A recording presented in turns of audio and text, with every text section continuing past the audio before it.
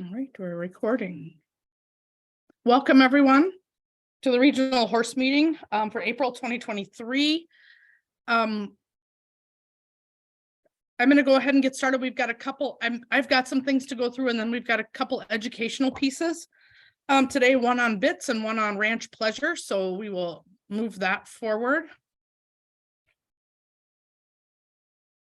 So we have a lot on our agenda today, but I don't think it will take, I don't know, but I don't think it will take the whole 2 hours because a lot of it's updates. As you'll see on there, there are some significant show schedule changes to the State Horse Show coming up, and that may or may not affect you, but for those of you who it does, or it might, or you hope it does, we just want to kind of give you a heads up to start with that there are some changes. Second one, I just want to talk a little bit about what used to be Challenged Riders, now has a new name called Riders with Disabilities. And some pieces of that I think counties are maybe unaware of or don't know that they could offer those type of things. We'll talk about ranch pleasure as it pertains to our shows this summer. The 4-H horse shirt orders, which are out there now, if you haven't seen them, it is open. Horseless Horse has some new and exciting things coming, which you might think if you're a horse person, it doesn't affect you, but it very well could, and we hope it does. Miniature horse shows and clinics coming up. They're kind of regrouping that committee at this point. Bonus trips, grants, expo, drill team camp, boot camp, just kind of touch base on some of those things. And then we'll have our 2 educational pieces, which we have someone coming on to talk about bits, and we have another person coming on to talk about ranch pleasure and what that looks like and things just to know about education around that. So I'm going to go ahead and get started. So it looks like a lot, but hopefully it'll go pretty smoothly. Excuse me. The State Horse Show schedule changes. There are a number of them this year. But first, before we get into those specifically, what I want to talk about is our goal for making these changes isn't to throw anybody off. Our goal really was to try our best to reduce conflicts for kids. We've always said that we work with kids no matter what, as far as the conflicts go, but I also know it's stressful.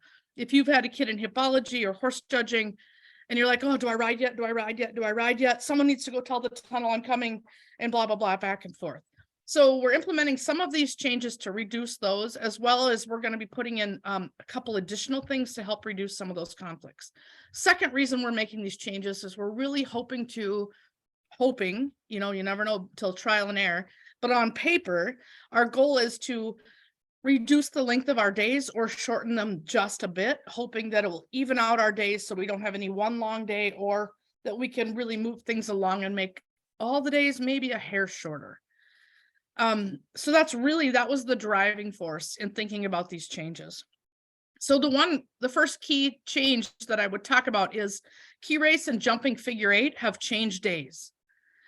So key race Friday and jumping figure 8 will be Saturday. So they basically flopped their place in there. One reason is jumping figure 8. We know when we do our tabulations and our statistics, we track the time it takes to run those classes. So we know that jumping figure 8 statistically is a longer class than key race. Just because it's a longer pattern, each run is a little bit longer, and if there's a knock, it takes a little longer to set up.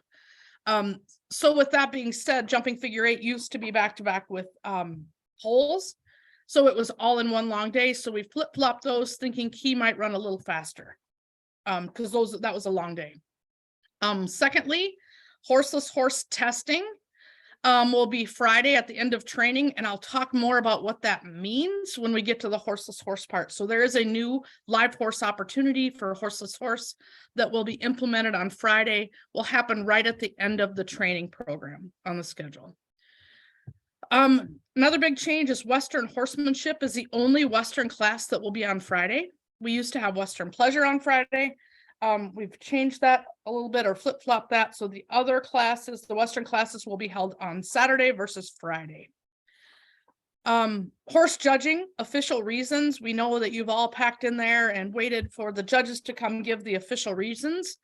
We have decided that we think it would be easier for everybody, less congested, less waiting or hurry up and get down there and wait, if our horse judges do official reasons, we're going to videotape them. We will post like a QR code or post a way that you can watch them, so you can watch them at your convenience. So you're not all huddled down to one location waiting. They can get that done quicker, easier, and make that more available for all of you. Drill, we moved that, bumped it an hour earlier. So it used to be not before 1. Now it's not before noon, because we think with some of our changes, we'll be able to bump that just a little bit earlier. Another change is ranch. Ranch will be first, followed by Western Pleasure after barrels on Sunday. So that has been a little bit of a change.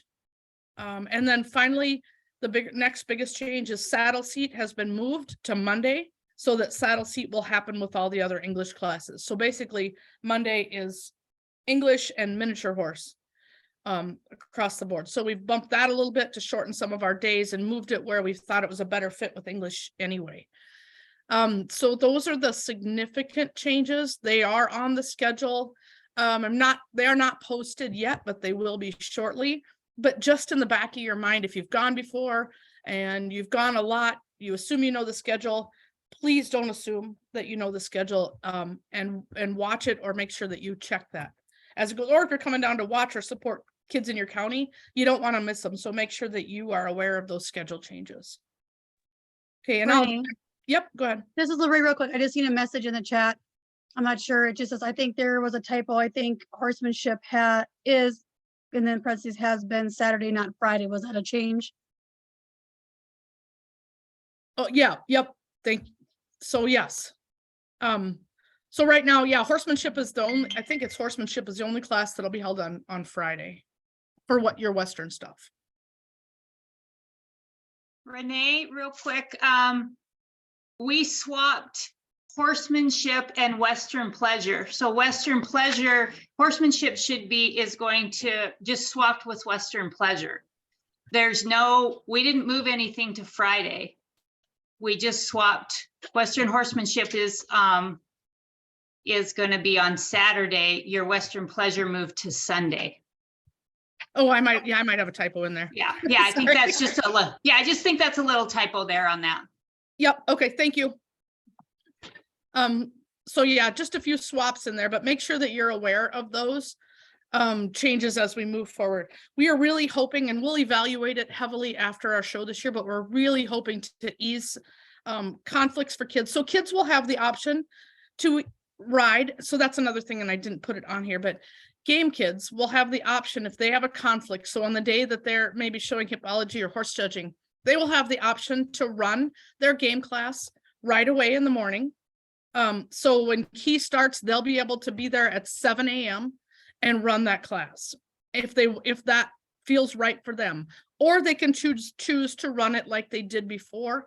We're leaving that up to the kids to try and reduce their stress. If they want to get there, get it settled, get it done, and ride. The only thing that kids will need to think about is if they potentially ride in the morning and then they're in horse judging, they may not be there to pick up their ribbon. They will still get their ribbon, but they may not be there to get their ribbon. Now, if they should happen to win the class, they will be allowed a victory ride at some point. It may not be right at the end of their class, but if they win, they will be expected to still come back and ride in the grand champion class at the time that happens. But we are trying to reduce those. So giving kids a couple options for those classes where they have conflicts. They can choose to make that decision of what feels right or what feels easiest for them. So maybe it depends too on, their age group and when they might be riding versus those. One other key thing is we used to stagger the start of the Coliseum with Compeer. So if the Coliseum started at 7 a.m. on one day, Compeer would start at 8 and vice versa. Everything's starting at 7 a.m. in the Coliseum every day. That's an hour additional time that we give ourselves, and we feel that we've got enough volunteers to make those happen and get those both arenas, if we need to, started at the same time or early. So just be aware, so if you don't accidentally come at the wrong time because you assumed it was the same. Perfect. Hey, Renee, someone said in the chat, what if someone rides both Western and English? Could you clarify that, please? I guess I'm confused on the question a little bit.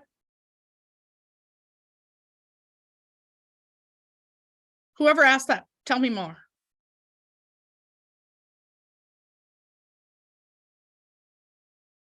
So all the English classes will be on Monday. And your Western classes obviously won't be. We still, even with the schedule changes, we still, basically, the framework around how the state show is set up as well is your game kids won't have to miss Monday school, if they're only showing games, so they'll miss Thursday or Friday school. They could come in Thursday night, only one day, and your pleasure kids wouldn't have to be there on Friday necessarily, or Friday night, so they would only miss potentially Monday of school. So we stagger those that way so that kids don't have to miss or don't have to make the choice to miss 2 classes unless they're riding in both. Of course, then that's a choice they make. I hope that answered some of that. If not, feel free to shoot me an email after, if you're more comfortable with that. Riders with Disabilities, which was formerly called Challenge Riders, has changed as a new name. That's exciting. That name change came actually from one of our PDC members. So we thank them for bringing that to our attention, but the language has been changed a little bit because we now look at the language we use is rider first or person first language when we think about these classes. So it has been changed to Riders with Disabilities versus Challenge Riders. Now, not every county may have gotten the name change in their premium book if they've got those printed or done, but formally on the state level and moving forward, it will be Riders with Disability. All counties can offer these options. We want you to know that.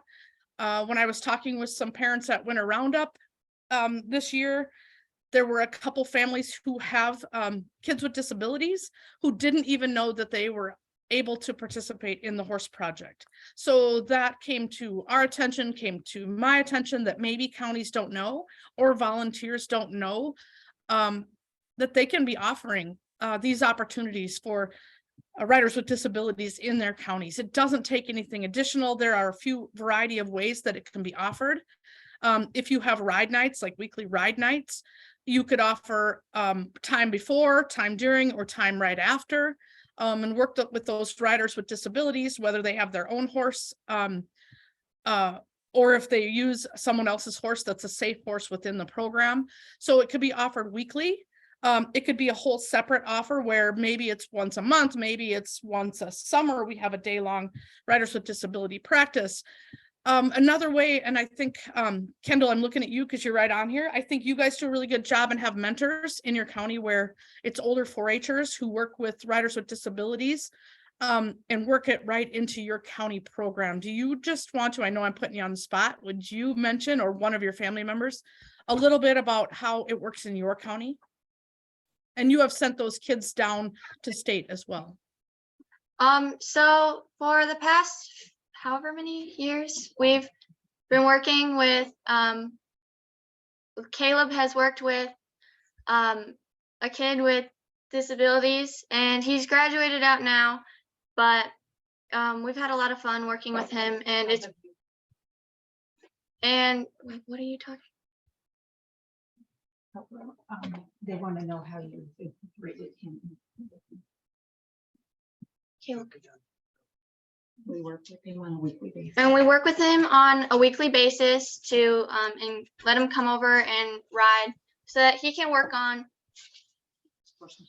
horsemanship skills and we provide one of our safe horses so that he can ride and kind of just gain some confidence riding one of our safer horses. Does that Perfect. kind of explain it? Yep. Okay. So thank you, Kendall. So there's a ton of different ways that those programs can be offered in counties, and we kind of leave it up to the county to make those decisions, but we really encourage you, if you've got kids that would fit into that program, it's not any big separate thing. It's not that we have to have a whole separate program. We incorporate them into our programs, or you can incorporate them into your programs on any way that it works for your county. So we're not saying it has to be done this way. We want those kids to be able to have those horse experiences. And we want those kids to be able to learn and for health purposes as well. It's a great opportunity for us to engage in kids with disabilities in our county. So if you have kids or families that you know in your county that we can encourage to do that, think about how your county might be able to incorporate it into what you already do. So it's not a big separate thing. It doesn't take 10 more volunteers. And if there are safe horses, whether the family has their own that they prefer to use, or if they have one in your county who might already be attending, or a family that could bring an additional horse that they know is a safe older horse or whatever it might be. Just think about ways that we can engage those youth into our program.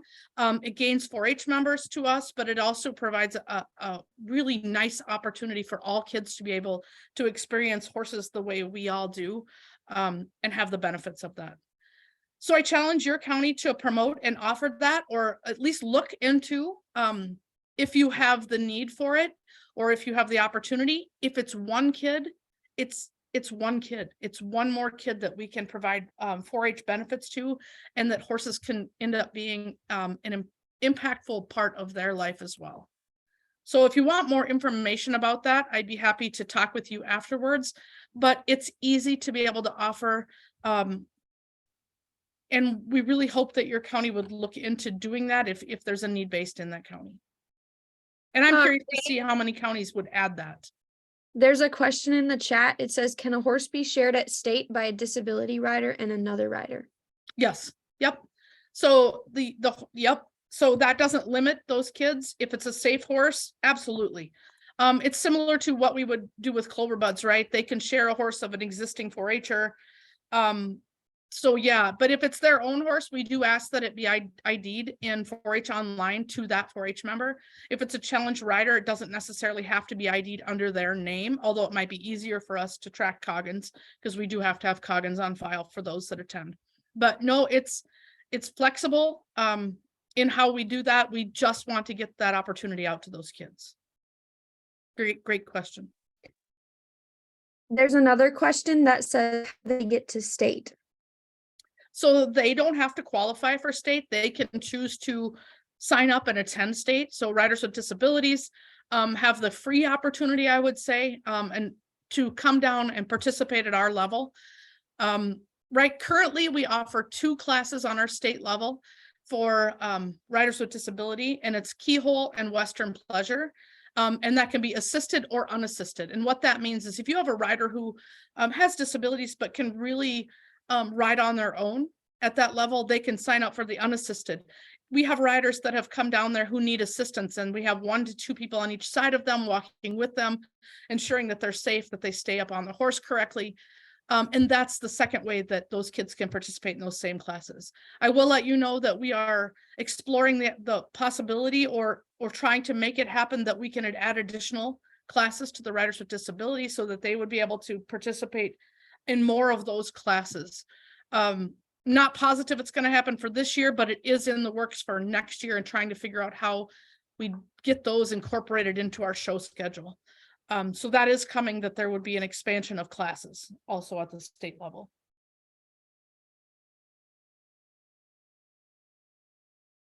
Perfect. Ranch Pleasure for 2023, it is going to stay the same for this year as it was last year. So it will be, I would say, lumped together. So the class would be 10th grade and up, Ranch Pleasure at the state level, and grades 6 through 9 at the state level. In your counties, you can continue to offer it if you do all together, 6th grade and up, or if you offer it by your grade levels, that's fine.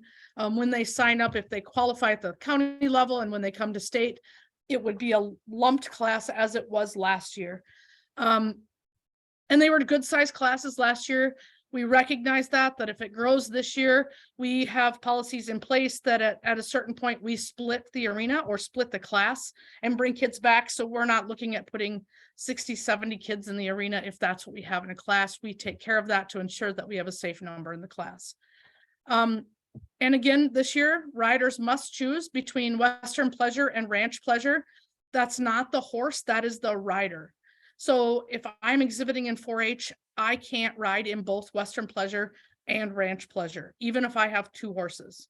I can't do it. It's still a rider choice. And I know there's been lots of discussion around this. At this point, we are staying the same as what it was, that they need to choose. There's a few different reasons for that. A couple feel that they're both a pleasure class, and if they were allowed to ride in both, that it's kind of double dipping for pleasure points. And ideally, that your horse should fit into either a ranch type horse or a pleasure type horse. So that's something that you can practice and you can determine where your horse best fits. And if you have two horses, we're still saying the rider has to choose between those. So if you have input on that, I don't really want to tackle it right now, but if you have input on that, you can submit it to me later. But the PDC has decided to stay with the same for this year, and we will be evaluating this program and how it fits, and if it's growing, which I suspect it will be, both on the county level and the state level. We will be evaluating it pretty heavily after this year. But just letting you know, it's going to stay the same as it was last year for this year.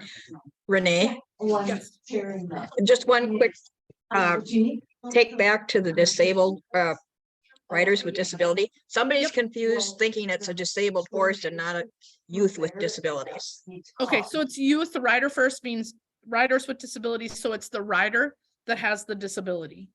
The horse still needs to be a sound, safe horse, but the rider, if you have a rider with disabilities, they can participate in that class. Thank you for the clarification.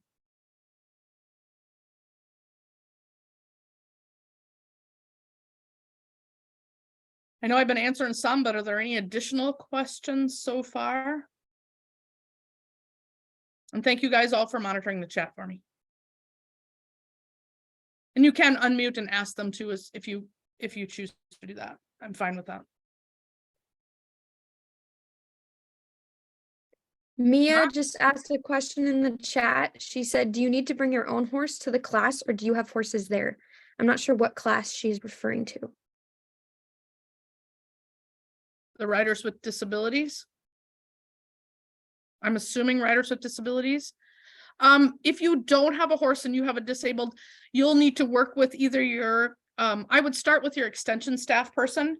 And there may be ways that we can connect that mentor person in the county, or reach out to me and I can work to connect that rider with someone in your county who could help provide that horse if that's an opportunity.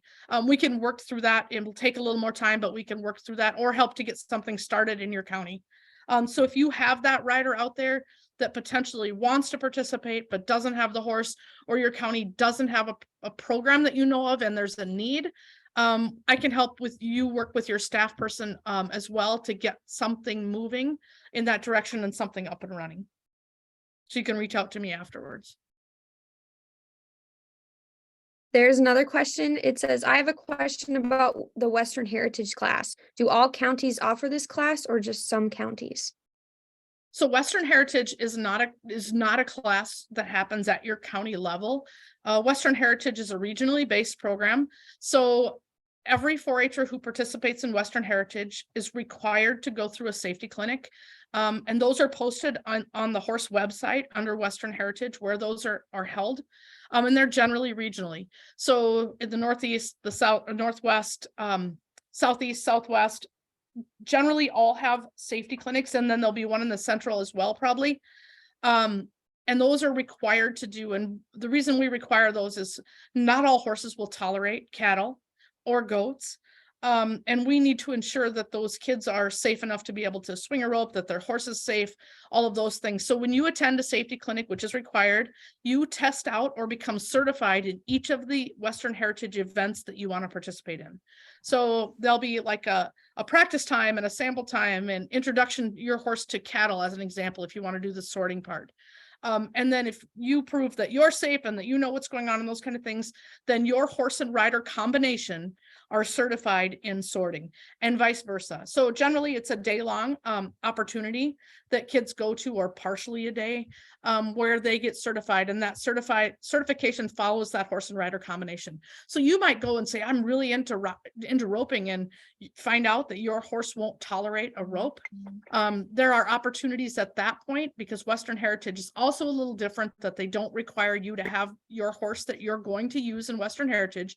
that horse alone, ID'd until after the safety clinic. So if you got there and you have someone else who has a roping horse that would work, and potentially that connection could be made at that time, and where you say, oh, I really want to rope, and my friend has this horse, and you could potentially share that horse in that opportunity. So then you would have a few days after your safety clinic, and that information will be given out at your safety clinic, that you would be able to ID that horse at that time.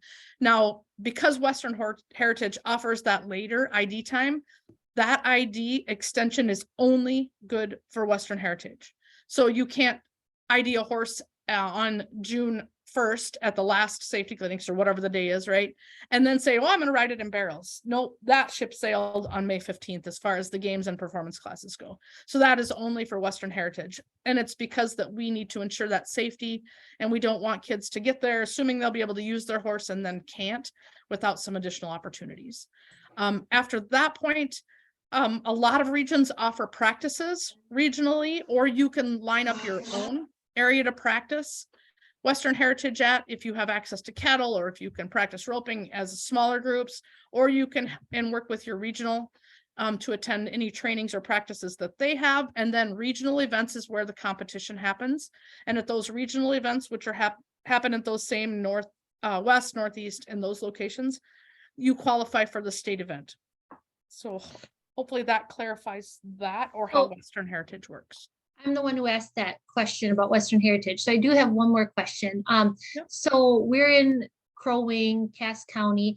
I don't think does our region have a Western Heritage? So the closest for, well, depending, probably the closest for you, Becky, is Becky still on? Yes, Becky is still here. Because Northeast potentially might be close, or Isanti potentially is close for some of those people. But Yes. Becky, do you want to take a couple minutes? I would love to. So Western Heritage is a unique activity in the horse program where if you find some place that will help you practice, it doesn't have to be a certified judge and instructor. It can be your neighbor down the road that does team roping. Then you practice, and what the only difference is that you have to attend a safety clinic like Renee was talking about. Last year we had a kid who it was his last year in Western Heritage, and he had a horse that we'd hold our breath every time he backed into the roping box, and he didn't understand about the whole ID thing. And when I was visiting with his mother, and I said, well, you could, no way, I can bring another horse and certify a different horse and I'm still good. Yes. And oh my gosh, it was so amazing because that horse was so much more safe than the naughty horse he was riding. But anytime, if you can find somebody that will, like I said, somebody does sorting in the area, you can practice with them all you want. It's just that you need to have attend a safety clinic put on by a certified Western Heritage judge or instructor to be eligible for a regional competition. And then we can go to, can you just, because I don't know where they, like, I'll have to look into it or whatever, but we had a friend that said down in Benton County, they had a Western Heritage class, and we're in Brainerd, and that's St. Cloud. So I didn't know if we could go to St. Cloud and then compete in that regional game if we're not a part of that. That's region. really, yes. And I was the one hosting the practices in Benton County. Okay, This year we are choosing not to do that and not host any safety clinics.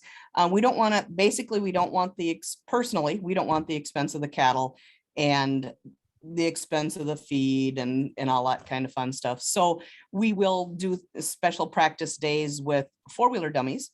But otherwise you can practice, and as long as you only attend one regional competition, you can attend any regional competition that you want in Minnesota? Yes. in Minnesota. Oh, cool. Okay, So okay, it might awesome. work in your schedule to pick a different one, or you're on vacation during this one, you can choose a different one to attend. You just can only attend one. Okay, awesome. Thank you. Thanks for answering that. I see a question just popped up. Yes, you can go to any safety clinic that works in your schedule. So I know there's one scheduled up in Holly, there's one scheduled in Pipestone, there's one scheduled in Mankato. I know the Isanti area is working on getting one scheduled. And you just pick what you need. I know there'll be more coming out. Okay, and then do I see in the chat, did someone post where you can find where those are? Where those are listed? Yep, if you search, just as the easiest way I can tell you, because our websites, as people who have been on, it's not always that friendly. But if you search in your Google MN4H horse, Okay, you will generally get the Minnesota 4-H horse page. There'll be okay, buttons to click on. If you click things you can do with a horse and scroll Okay. down, Western Heritage will be under there. okay, And you can awesome. click and that will continue. So as regional dates are posted, all of that information will be housed there. Okay, So make okay, that site awesome. your friend and bookmark it. I will. Okay, thank you. And yes, the regional competition will be in Sauk Rapids and the state competition will be in Sauk Rapids. Okay, one more question. I'm so sorry. I don't mean to dominate this Zoom call. Oh, it's all questions. But we're fairly new to this. I know, so my daughter, I know we can't compete at the state level because she's just completing 5th grade, going into 6th grade, and they need to complete 6th grade, correct? They should have completed 6th grade, correct? Okay, but she can still compete at the regional event. Yes, yep, Okay, yep. okay, awesome. I'm done now. Hey, Renee, this is Lorraine and Becky. Maybe you know too, and Martin, this might help you. Is there a spot where people would announce their days that they can go to practice at? Like if they know certain counties know they're gonna have a practice event so that anyone can come to those? I know that there's a Facebook group for Southwest and over by the Isanti area, and they've been doing practices on Monday nights, the Isanti area. I'm not sure where else that would be. Okay, I thought I'd throw that out there to help Martin out. Yeah, I'm not either, but if there's some way that we could enhance that opportunity or that communication piece, let's talk about that. So if somebody has ideas or whatever, wants to reach out to me after this, we could certainly talk about how we can better help you. Okay, I have more to talk about, but I think we're at a good breaking point, and I promised our 2 speakers that they were going to be on at 10:30 and 11. So we're going to take a break and we're going to go to the educational pieces and then come back after to finish the update pieces. Carrie, are you on? I sure am. Perfect. Do you want to share your screen? I sure can give it a try. All right, let me unshare and I'm going to make you a host.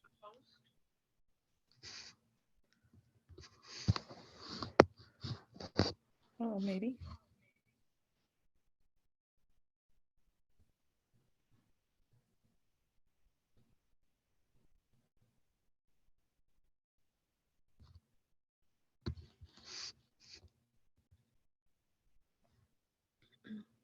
Okay, I believe you should be able to share your There screen. we go. Yep.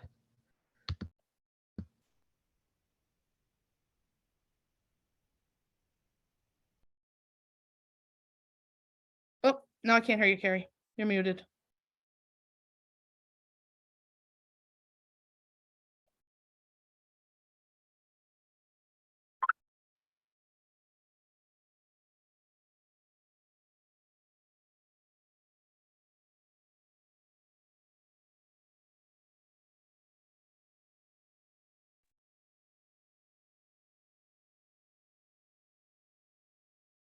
Are you able to unmute?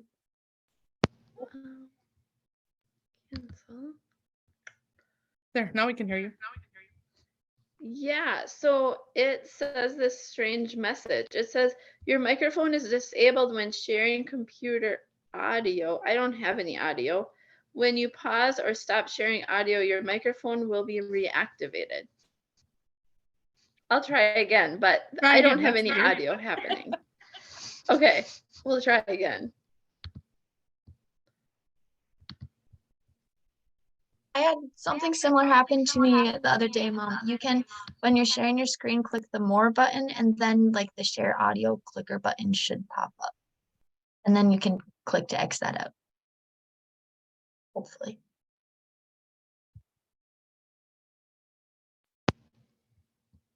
There. Oh, Can you hear me? I can hear you, You can? That's but we great can't see your news. screen. But you can't? Okay. I'm sorry, y'all. No, Let's that's all see. right. It's Okay, tech- so I'm just doing it in a tab. Maybe I should try a window. We'll try that. Maybe a window is better. Yep, we can hear you. Okay. Except Now, there can you you go. still hear me? Yes, we can. Yes? Perfect. Oh, that's great news. All right, y'all. So I just want to introduce welcome. Carrie. Yep, I want to introduce Carrie. And thank her for speaking with us. She is a wonderful 4-H horse show judge, trainer, volunteer, 4-H parent, lots of titles, more that I could tell you. So thanks, Carrie, for agreeing to share your knowledge about bits with us. Thanks. I'm really happy to be here. So I'm going to talk about bits. I hope this isn't too long and hopefully you all don't get bored on me. But so if you want me to pause or stop talking, just let me know and I'm happy to stop. So we're going to talk about bits, a little bit about me. Renee did just talk, but I am Carrie Morrell. I'm a graduate from the University of Wisconsin at River Falls. I graduated with a degree in animal science and an equine emphasis. I am a Minnesota 4-H and WSCA judge. So I have had my 4-H card, I think for around 18, 19 years and my WSCA card for 15 years. I give riding lessons and do a little training, but more riding lessons. I am a teacher at Bram High School. I teach chemistry and also their business classes. And I am very much a self-proclaimed bit lover and hoarder.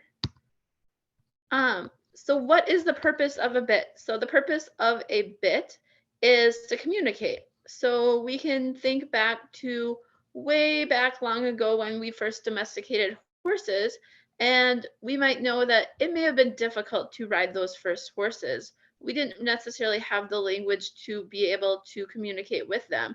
And initially, horses were not for riding, horses were a food source. And when we discovered that we can communicate with horses, that's when they became a source for riding. It's important to know that how to use a bit properly, that really our bit comes last. So first we use our legs, our seat, and then our hands, and our hands are what's connected to the bit. In the dressage world, that's called a half halt. If you do games, really when you check a horse, you should be using your legs, your seat, and your hands last. And then most importantly, it's important to know that they're not for yanking on. They're not for disciplining a horse. They are for communicating with a horse. So there are two basic types of bits. First is a snaffle bit, and that means there isn't a shank for leverage, and so it's direct pressure. So however much you pull with your arm, that's how much pressure is going to the horse's mouth. On the flip side, the bottom bit is a curb bit, and a curb bit, it has a shank. So a shank is this long shaft, and it uses leverage. So you hear that word lever in there. If you had a middle school physics class and learned maybe in 6th grade when you're looking at those science standards and you're learning about levers, levers are exactly what we see that's happening with a curb bit. So your pull is actually amplified because of the lever action. So it's not always what people think. So often people think that a broken mouthpiece is a snaffle bit. And as a judge, this is a problem that I run into at almost every single show, and for sure really close to every single 4-H show. And it's always sad for me and it's sad for 4-Hers. So just a clarification, it's not always what it seems. So just because a bit has a broken mouthpiece doesn't mean that it is a snaffle bit.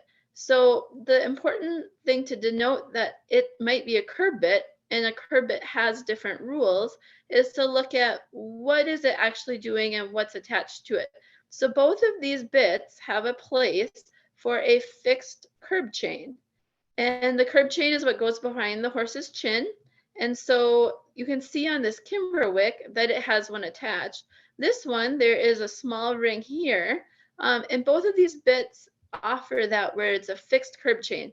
And anytime there's a spot where the curb chain is fixed, or the reins are fixed in location, or the headstall is fixed in location, it's going to function with leverage and therefore is not a snaffle bit.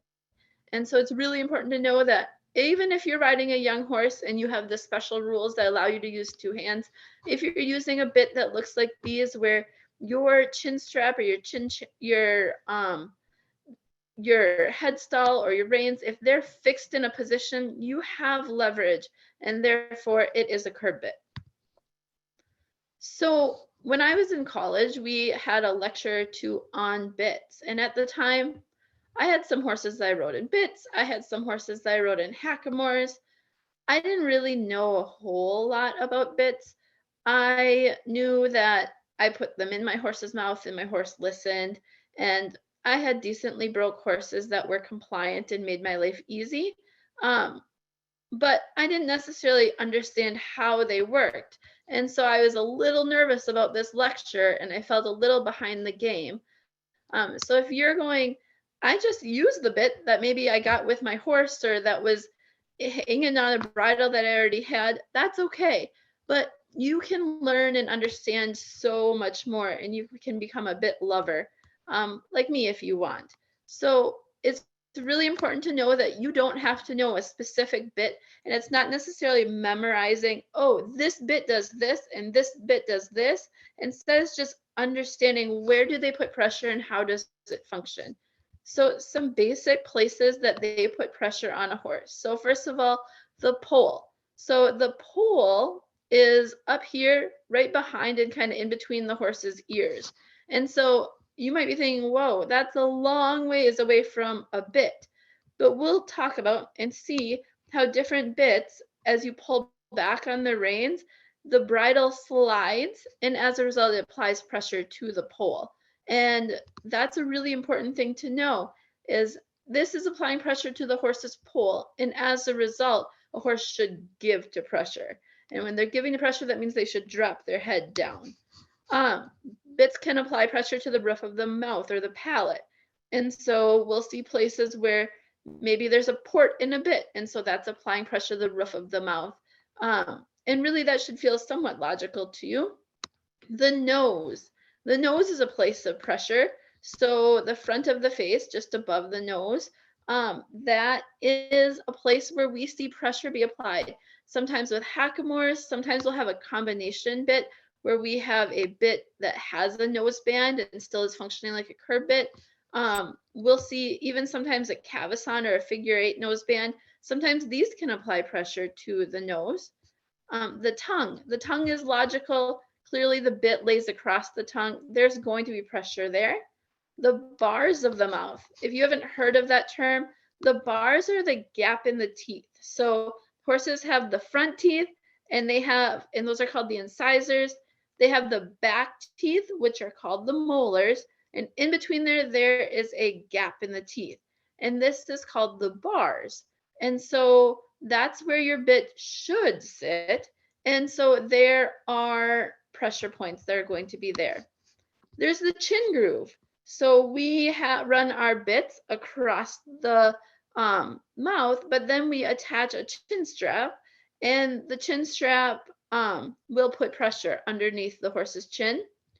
The corners of the lips, that's a logical thing because the bit has to come out of the horse's mouth. It's going to touch those corners of the lips. Sometimes we'll see horses that have rough, enlarged, calloused areas there from the bit. Sometimes you'll even see a horse that might get pinched and get little sores on the corners of their lips. That's important to know that you are applying pressure there.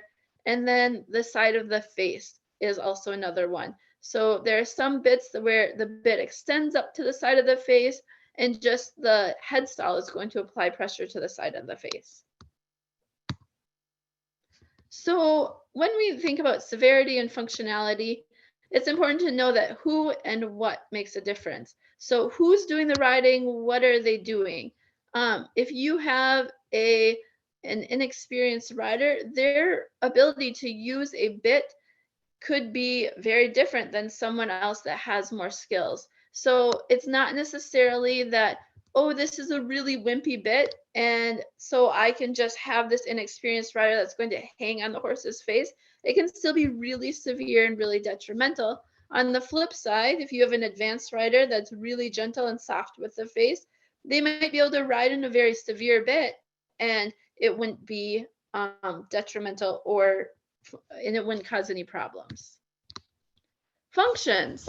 So we're going to talk about the different functions of a bit, and with that also in some way the severity of a bit, and also acknowledge some of the 4-H rules. So when I'm talking about the 4-H rules, it's important that I point out that these are coming from the Western performance classes. So when I say the Western performance classes, I'm talking about Western pleasure, Western horsemanship, Western riding, and trail. And please note that trail is part of the Western performance classes. It's not a game class and it's not a free-for-all. It does apply to the same rules as, per se, Western pleasure. So diameter of the bit. In general, it's considered that a more thin bit is more harsh. And a thicker bit is more gentle, but it is definitely a balancing act. A thin bit, if you think about it, it makes sense that that might be able to sit in a horse's mouth when not being pulled on, and it might be more comfortable for a horse. On the flip side, it does have the ability to cut and draw more attention to a horse so that that communication line maybe is more clear, but you do have to be gentle with it if it's thin. The Minnesota 4-H rulebook says that the diameter of a bit needs to be 5/16 to 3/4 inches when measured 1 inch from the cheek. So there are things called bit gauges that allow a judge to measure a bit. Usually we don't have too many problems in 4-H, so it's not super common to see a judge ask someone to drop their horse's bit to have that measured, but certainly if they had any concerns, they definitely could ask you to drop your horse's bit and to measure that and make sure that you do have a legal bit. Next, looking at the shank and the port. So the shank, when we're talking about a curb bit, is from the top of this where the head stall would attach down to the bottom where the reins would attach. And so the longer the shank, the more severe, the more clear that communication is going to be. The less you should have to move your hand, that sort of thing.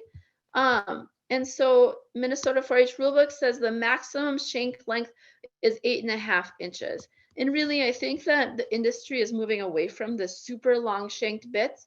And so that's not a bad thing. But again, it's all in how you use them. So you can have a long shanked bit, and it doesn't mean that it has to be something cruel. It's all in how you use it. But you can have a up to 8.5 inch long shank. And just remember that thinking about the physics and the lever effect, the reason why I can't unscrew a bolt with my hand, but if I go get a wrench, I can do it easily, is because of that lever effect. And so your pull on those reins is being amplified by that lever. And then next is to look at the port. So the port is the part on the mouthpiece where it raises up. And so our maximum port length is 3.5 inches. And, you know, a port, you might be thinking, oh, I shouldn't have a port.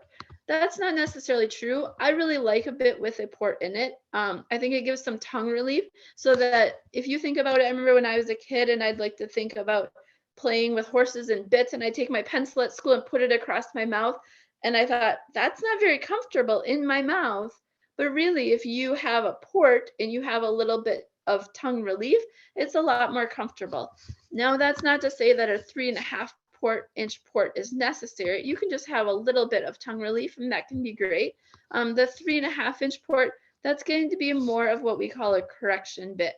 So you would only want to use that on a really broke horse. You could get yourself in a lot of trouble if you don't know how to ride with that and your horse isn't super broke. So be cautious of a very big port, but some port is a kind thing to give to a horse. Next, to look at mouthpieces. Carrie, Yes. can I ask just a quick question if you go back to the previous slide? Yeah. Okay, with the curb shank bit, can they also show in a jointed mouthpiece with shanks? Will you ask that one more time? Can 4-H kids also show a jointed mouthpiece with shanks? Yes, you sure can. So you absolutely can show in a jointed mouthpiece with the shanks. You just need to know that then it's a curb bit. And we'll talk more about that, but that's something that as a judge we see too often, where somebody comes in with a bit with a broken mouthpiece, so it doesn't have the port, and they will think that they have a snaffle bit and then therefore get to ride with two hands. And so it absolutely can have a broken mouthpiece, but know that if it has shank, you have to ride with one hand. Hopefully that answers your question. Oh, perfect. Yep. I just have some kids asking that. And Yes. Thanks so thank much. you. Next, to look at mouthpieces. So we have a rule that in Minnesota 4-H, that horses 5 and under in Western performance classes can ride in a snaffle bit. And I probably should have thrown a smooth snaffle bit on this page, but these are both illegal bits that we have happening here. So it does say that they have to be smooth wire. So as you can see, this first one is a twisted wire, and the second one is a chain. And so these are both illegal bits. So they need to have that smooth mouthpiece and then they can have a joint in it. And they don't have to have a joint. You could have what's called a mullen mouth, where it's just smooth across. But these both are illegal bits because they are not smooth. But know that these, when they're not smooth, that makes them a little more severe. So it makes them so that communication with the horse, they say, oh, there's something happening in my mouth. And it makes it so that it can just give someone a little unfair of an advantage. That being said, it doesn't mean that these are cruel or inhumane. And I will tell you that I really like a chain mouthpiece bit. In my opinion, it gives the horse the ability to move their tongue. And as long as you have reasonable hands, they can be a great bit. So at home, when you're training, if you're going for a trail ride, horses actually tend to really like them. If you think about it, and versus that pencil in your mouth, if you take your necklace and you put your necklace in your mouth, you don't mind your necklace being in your mouth. You can move your tongue around and things like that. So horses have a tendency to like a chain mouthpiece, but in the show ring, it does give you an unfair advantage. So they are not allowed to be used in the show ring. Can you clarify, are those bits, like, how do they change for whether you're doing pleasure or games? Yep. So like I had said, we are talking right now about the Western performance classes with these rules. So in 4-H games, you have the option to use just about any bit as long as it's not considered cruel. So you can use these in a game class. If your horse starts bleeding, if you're using it in an unsafe or cruel manner, absolutely the judge or the show committee has the right to dismiss you. So keep that in mind. But these are legal, and you get to ride with two hands or one hand. You can ride however you want in games as long as you're safe. But these would be illegal in a 4-H pleasure class. So Western pleasure, Western horsemanship, ranch pleasure, or trail. You can't use these, no matter how old your horse is. Next, the Minnesota 4-H rule says that we can't use gag bits. So a gag bit is anything where the mouthpiece isn't fixed. So you can look on all these bits and you can see where it would slide. So you pull back on the reins and you can see how it would slide on the bit. And as nice as that is, sometimes there are some things that are nice about it. It gives your horse time for reaction time. It also causes there to be pressure on the pole because as the rein slides, the head stall slides down, which applies pressure to the horse's pole, which then encourages them to drop their head a little bit. And so as nice as that is, that would give you an unfair advantage when we want a horse to go around collected and looking cute in a pleasure class. So these are not legal in a pleasure class. These are some potentially nice bits for doing games, but they're not legal for 4-H pleasure classes. And so again, this is called gag. So gag bits are not allowed in a pleasure class. And again, they apply pressure to the pole. Next, to just quickly look at different mouthpieces. So when we're looking at a snaffle bit, sometimes you'll have a 3-piece break in it instead of just a single joint. sometimes you'll have an extra joint and they will have an extra break in it. And in that break, there can be lots of different choices. So I have lots of different pictures of them here. Kind of the top two here are probably the most common that we'll see in a lot of bits. So the dog bone is very, very common.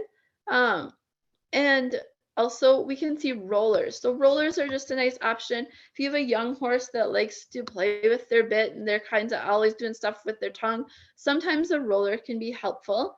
The French link is very common in English bits that you'll see. So if you were riding hunt seat and you were looking at a snaffle bit that had a French link in it, that would be very common.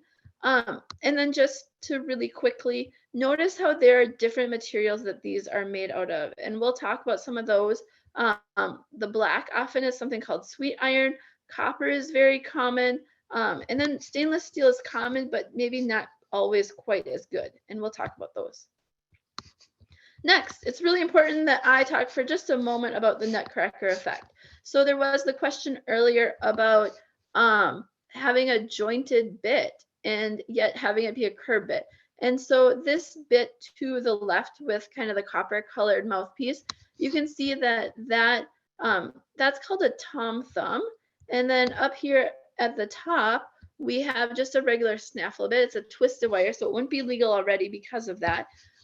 But you can see how this top bit, how it is folded in half and kind of making that triangle. And so you can see how that would be easy to stab a horse's tongue or stab the roof of their mouth.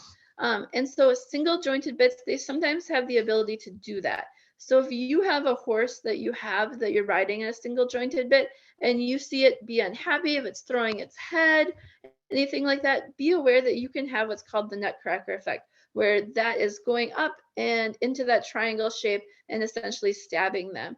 And if you are riding in a single jointed curb bit like the tom thumb, when you add in the chin strap, we know that actually you can do a lot of harm with that. So the bit can make that triangle, which already shortens the width of the bit then.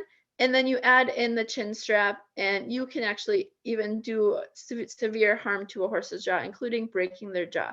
So just be really aware that you do have responsibility when you're riding with these bits. Tom thumbs, they're not great bits. You can usually get them for about $10 at a tack store. You'll often see them at a sales barn. You'll see maybe a whole bucket of them sell for $1. If you have them, you just might want to look for something else. I really like bits with 3 pieces to them, or a chain mouthpiece if you're not doing pleasure classes, but something where the horse can move their tongue a little bit more and it's not going to fold into that uncomfortable triangle. Next, to look at chin straps and curb straps. So chin strap and curb strap, those names are synonymous and they mean the same thing. And we'll just take a look at a few different options. So the Minnesota 4-H rule says that curb straps or chains must be flat and not less than 1/2 inch wide. So I think it might be helpful to look at the unacceptable versions first before we look at the acceptable. So unacceptable, this first one with the braided leather here, it's too rough. It's not considered smooth and it is too narrow. This next one, again, it's round braided leather. It's not flat, therefore it's illegal. And then this bottom one on the not acceptable, it's too narrow. It's just simply too narrow. It doesn't meet that 1/2 inch width. So then when we look at all these others, they're all 1/2 inch wide, whether they're chain or they're leather or nylon, it doesn't matter. They're laying smooth and are working well here. It is important to notice how there's a very bottom chain that you'd see on a Kimberwick, things like that. It does need to be flat and smooth. So if you put it on, it gets twisted around, that would be then an illegal chin strap. So just make sure that your chin strap really is laying smoothly. Next, just to talk really quickly about different materials. So a lot of basic bits this day and age are made of stainless steel. So stainless steel in general shouldn't really rust, and that can be a great option. It's not super expensive and is a good option in that way. Steel is what a lot of bits were made out of when I was a kid. they weren't bad. There just weren't a lot of good things to them. They did have a tendency to rust. Sometimes people would get upset about a bit rusting. Horses actually didn't really mind rusty bits a whole lot. It helped encourage them to salivate and be a little softer. But you don't really necessarily see a lot of just plain old steel bits anymore. Copper mouthpieces are quite popular right now. Copper, and then the sweet iron. The sweet iron is the black that you see on here. The gold is the copper. And those both often create nice mouthpieces where it encourages salivation, which encourages a horse to be softer and more supple, and just encourages that communication with the horse. So if you have the choice of just a plain silver, or if you can go with the black sweet iron or some copper in your mouthpiece, and it's not too much more money, go for it. It's just a nice little gift to give to your horse and might make that communication better. Next, to talk really quickly about the hackamore. So there are a lot of different hackamores in the pleasure classes, though a Bosal is the most common that we would see and the only one that really is legal. So Bosals are legal in Minnesota 4-H for horses that are 5 and under. And then it's important to know about the different parts of them. So there is the hanger, which is what holds the Bosal. And then there's the actual Bosal. So the Bosal is what goes around the horse's nose. The hanger, it essentially is just a head stall. Usually they're quite simple. They sometimes will have a throat latch. Sometimes they won't. You really need to have one in 4-H. A horse can shake their head really easily. They can put their head down and itch on their leg, and they'll remove their Bosal. So it really is important to have that throat latch on there. The reins are a little different. So you can see how there's 3 things that come off these reins. So they have one that's a looped and then one that ties to the saddle horn. And so that's called a Makati. And then lastly, there is a knot under the horse's chin, and that's called a Fyodor knot. And we, so just to look at pressure points, the biggest one is on the nose. So that would encourage a horse to give to the pressure on the nose. They should put their nose in towards their chest. We can have a little bit of pressure on the pole as we're pulling back on the reins. It might shorten at the point of where it's attached to the Bosal, which would cause there to be pressure on the pole. There can be pressure on the horse's chin from that knot, and there also will be pressure on the side of the horse's cheek. Most people don't initially start a horse in a Bosal. Usually it's a stepping stone between a snaffle bit before they go to a curb bit, as the horse is starting to get quite broke. Next, really quickly, just to look at some more hackamores that are not legal for pleasure classes. So whether you're doing trail, whether you're doing ranch riding, Western pleasure, Western horsemanship, these are all illegal. Don't use them, okay? You'll get a white ribbon. Judges don't like to give white ribbons just out of a default. So know your rules. These are not legal. But I'm guessing there are probably a good chunk of game riders. So I just wanted to touch on these. So the first one is a side pull. So a side pull very much functions like a halter. If you can ride a horse in a halter well, you might find that your horse is really happy in a side pull. It's important that you have them adjusted correctly. You can see how close this is to the horse's eye. You don't want it to be poking the horse in the eye as you're using it. Next, we have a little S hackamore. So the little S hackamore we have here, it's just a step up from the side pull. It's not a whole lot stronger than a halter. They allow a horse to flex decently. It doesn't have a whole lot of woe, but they can be a great option for horses. Next is probably my favorite hackamore. It's called a Jim Warner hackamore. And this is what I have used on quite a few game horses in more recent years. And what's really nice about this is the shank on the side of the horse's face. It has the ability to swivel independently. And so that's nice because there's nothing then that twists and pokes the horse in the face. Now it's really important to note on both the little S and the Jim Warner hackamore, I like to wrap the noseband. So the lariat noseband, they're so rigid and stiff that it can cause horses to get lumps on their nose. It can make their noses bleed. So rather than, some people put vet wrap around them, which isn't a bad thing. It's better than hurting your horse. But vet wrap tends to get old and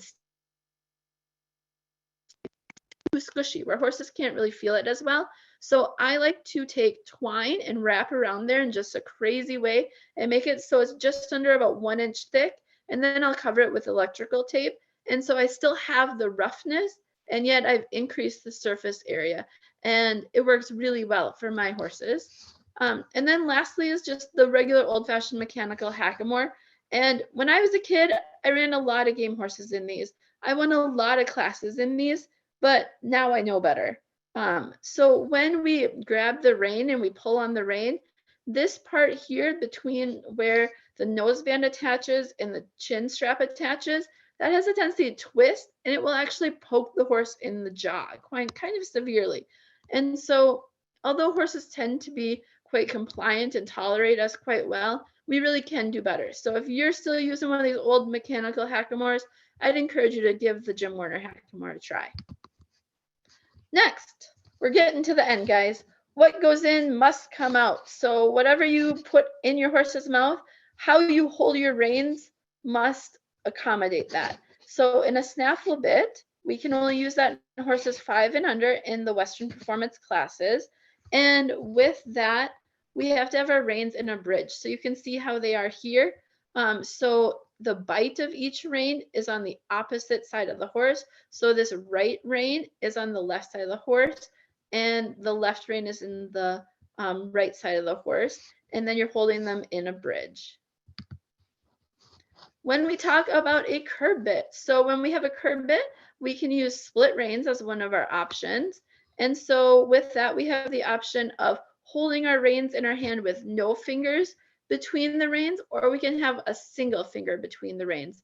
So anytime a horse is 6 or older, or if you're riding in a curb bit, even if it's a 3-year-old, you still have to have your reins in one hand.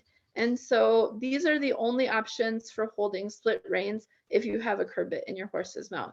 And then it's important to know that the bite of the reins, so the extra part that's not attached to the horse, kind of the part that hangs down in your lap, that must be on the same side as the reining hand to be legal. And then Romal reins. Romal reins are a good option. So we often will see these on the pleasure type horses, so Arabians, Morgans, Saddlebreds, any of those horses.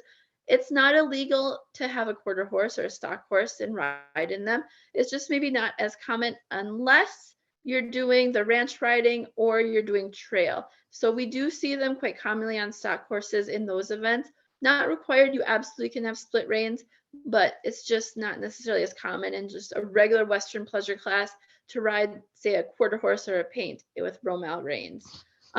So with them, you hold them a little differently. So I always say thumb is up. So you're holding them like that. And then the bite of the reins is held with the other hand.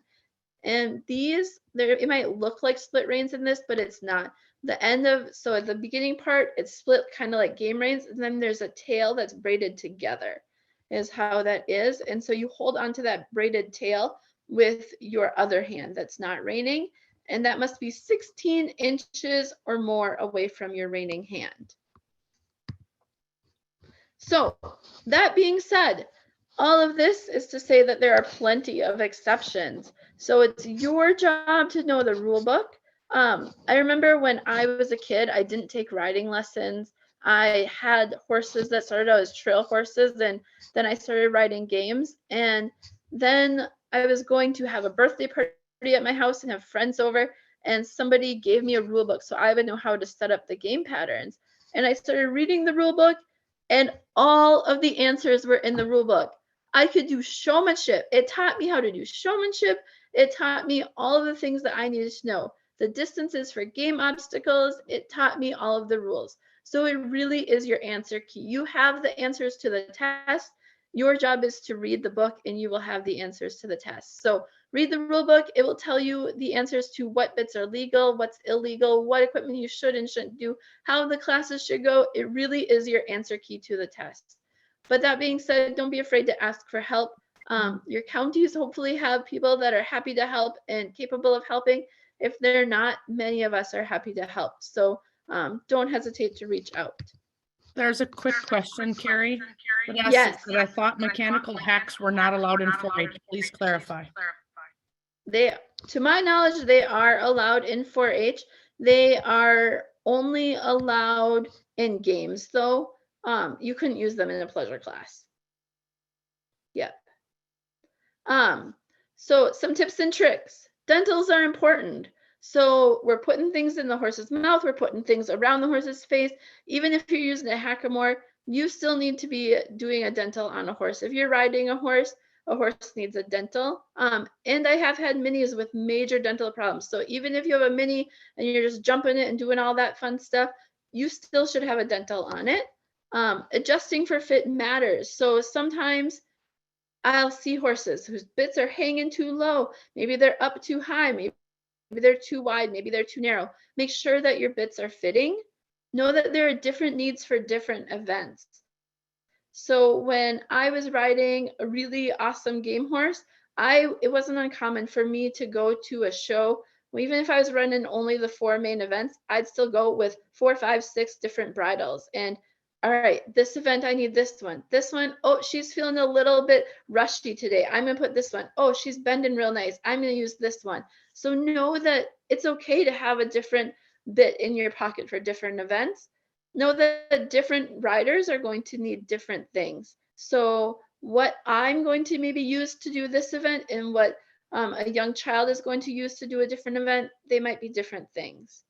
Also, it's a good idea to start with less and work your way up, especially if you're not sure where to start. So start with the snaffle bit. That doesn't go to a little more shank. That doesn't work. Go to maybe a little more shank. Slowly work your way up. Don't just start with more always. Next, less isn't always best. So kind of the trend over the last 5-10 years was to say, go back to a snaffle bit, go back to a snaffle bit. And I would argue that isn't always best because I've seen a whole lot of people in a snaffle bit and their horse is running away with them and they're mad at their horse and they're yanking on it. And it really is unnecessary. Where if you put a bit in that was appropriate for the horse, they maybe would be able to turn that barrel really nice. And so just know that less isn't always best. And then lastly, bits are expensive. So there are some really cool bits out there. Some bits might be cheap. You might get lucky and find a $20 bit, but there are bits that are hundreds of dollars. And so, you might not be able to. It's maybe not wise to have a many thousands of dollar collection of different bits. So part of it is knowing how do bits work, pick it up in your hand. What part of it how is this going to work in my horse's mouth? What's it going to do? You can figure out by just lifting it up and putting your hand and seeing how it moves. So seek help if you can't figure it out yourself. All right, if there are any questions, I'm happy to answer them. Otherwise, yeah, thanks for listening, you guys. Are a few questions in the chat. First off, looks like it's answered, but can twisted wire snaffle be used in English? Can a twisted wire snaffle be used in what? In Flash Hunt seat. I'm sorry, you're cutting out. I can't In quite hear. English. In English. Hunt seat? I don't think so. I would have to make absolute sure with the rule book, but I am quite sure they are not. I'm quite sure our rule book says it has to be a smooth snaffle. Okay, and I then know if in the horse most, is over 5, can they show on a snaffle? so in English, you can show in a snaffle, but in Western, you are not able to. Okay. So, That's what I Yeah. thought. So English you Yep. can. And then join in Kimberwick, curb Kimberwick, and Pelham bit for hunt seat. yes. If they all okay to use. I have kids studying English this year and they're asking questions, so I want to make sure. Yeah. Yep. So in the rule book, it goes through all of that different things. So I'm not sure what page I'm on. I just pulled it up really quick. So regulation snaffle, Pelham, or Kimberwick is required. So yeah. Okay, that's in the rule book because I could never find it. Yep, that's Sorry. in the rule book on page 38 or 39. 39. Okay, perfect. Yeah. That helps me a lot. Yeah. And then to the person that was talking about the mechanical hackamore is not being legal. So that, and they said on page 34. So page 34 is specifically talking about the Western performance classes. So again, Western horsemanship, Western pleasure, trail, and ranch pleasure. So you absolutely can't use one in there, but you can use them in games. Yep. Yeah, any other questions? So again, just read your rule book. It really is so helpful, you guys. So that's your answer, but I am happy. Shoot me a message on Facebook, email me, call me, whatever you'd like. Happy to answer questions to the best of my ability. And you know, I'm a judge, but sometimes I have to reference the rule book. It's not a bad thing. So check out the rule book. It really is your best friend. And I really do believe it's the answer key to the test. Thank you very much, Carrie. We appreciate your time and your knowledge. Happy to be here. Thank you so much for having me. I am going to ask Courtney Stanek to jump on. Courtney is a 4-H'er, Minnesota 4-H'er, and she is here to talk to us a little bit about ranch pleasure. And I will say, congratulations, she won the ranch pleasure class at the State Horse Show last year. So we've asked her to talk a little bit about ranch pleasure today. All right, can you hear me? Yep, we can hear you. Perfect, great. Thanks for having me. So like she said, my name's Courtney Stanek. I was in 13th grade last year, so I'm now back as a 4-H adult volunteer. And I was super excited for the ranch pleasure class to be added to the State Horse Show. I've shown in cow horse and ranch classes through the American Quarter Horse Association, so I really enjoyed having the opportunity to do it in 4-H as well. So yeah, Renee asked me to talk a bit about it. I don't have a neat presentation like Carrie did, so it's just going to be a bit of talking. But essentially, I just wanted to go over some of the big differences, especially between Western pleasure and ranch pleasure, and just some notable things about ranch pleasure.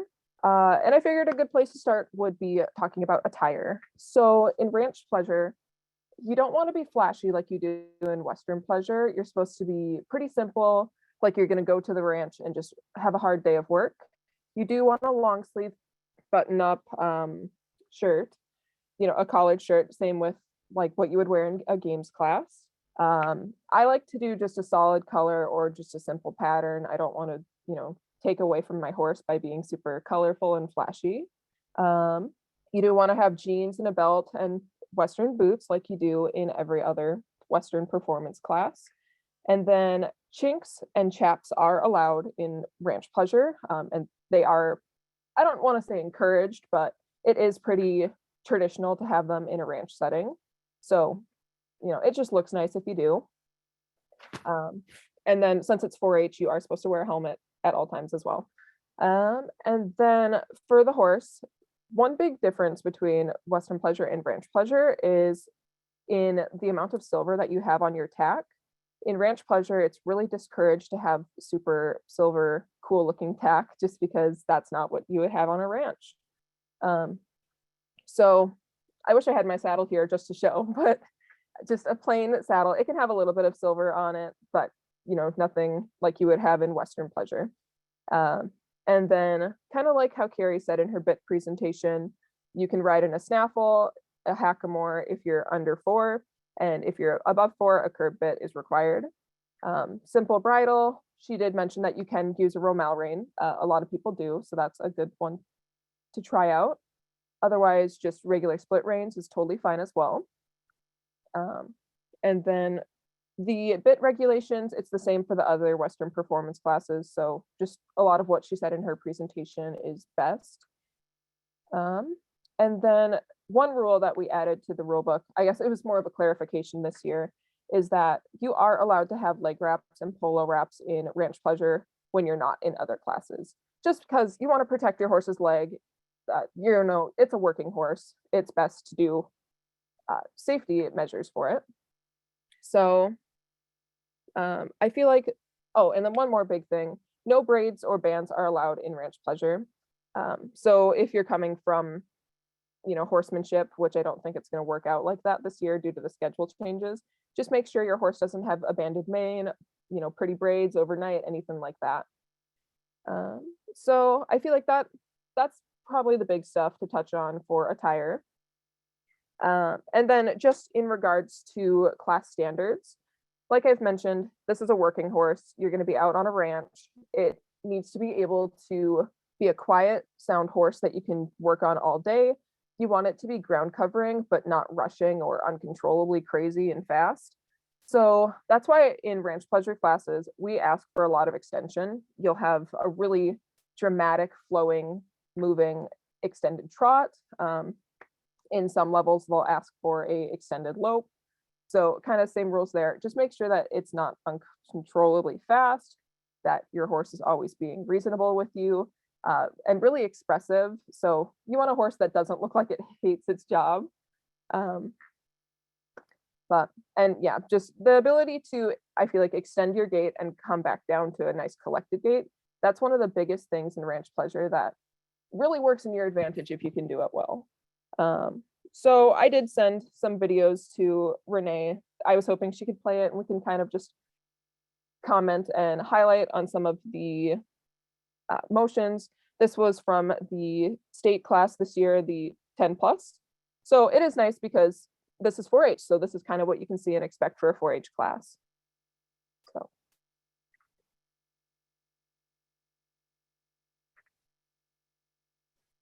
All right, give me a minute and I will pull them All up. right. This is why I left it to her.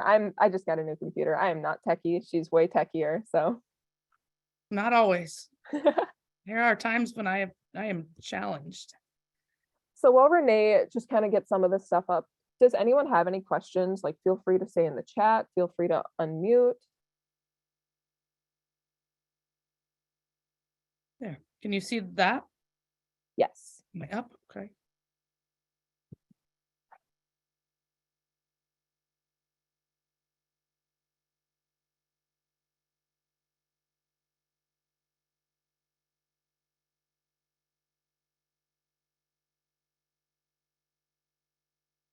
So right now, if I remember correctly, the class was being asked for a extended walk.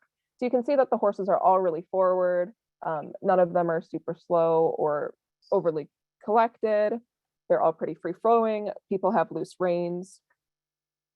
And they're all just moving super well, as if, we're trying to get a job done on a ranch. Okay.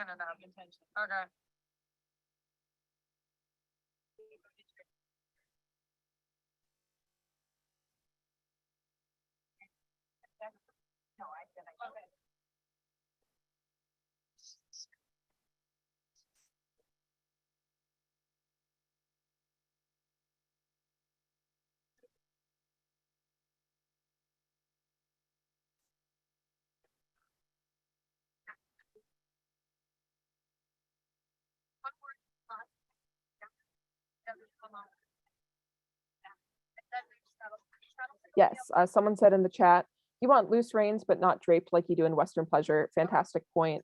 It's good that you have some nice amount of control and contact there, but you still want to show that it's relaxed and not super full of contact. Yes, and no fake tails. We got to be natural here.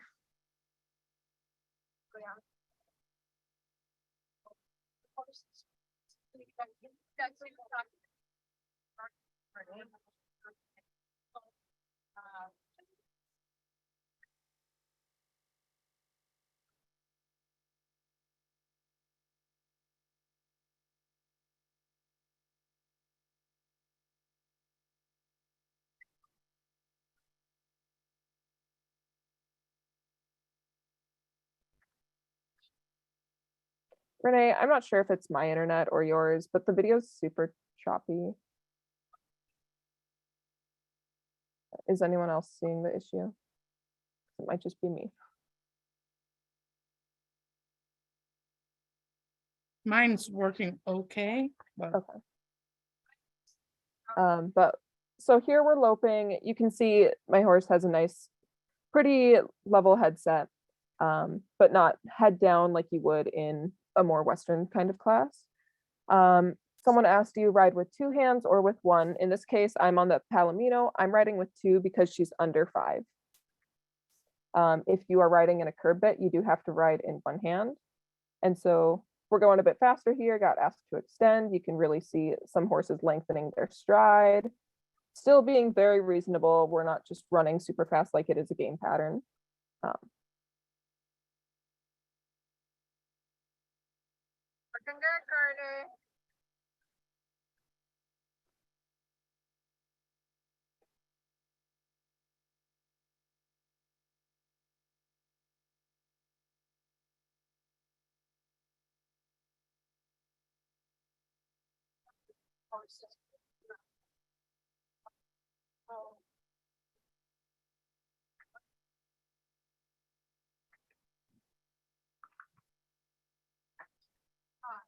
And then you want your horse to have nice smooth transitions. Shouldn't be a battle to get your horse to go from a canter to a trot. So now here we are trotting. And you can kind of see some nice extension. This I don't believe is the extended trot, but you can still see that she's covering some good ground and is really moving. And for the extended trot, you are able to either 2-point or post, and you are allowed to hold your saddle horn. You can just sit it if you desire, but it's kind of difficult to do that. So I prefer posting. And so, yeah, we are extending trotting here, I believe.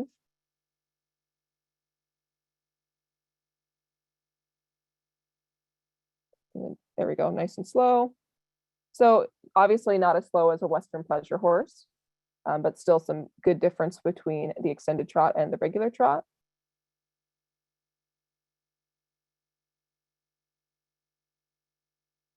Certainly a lot going on, isn't there?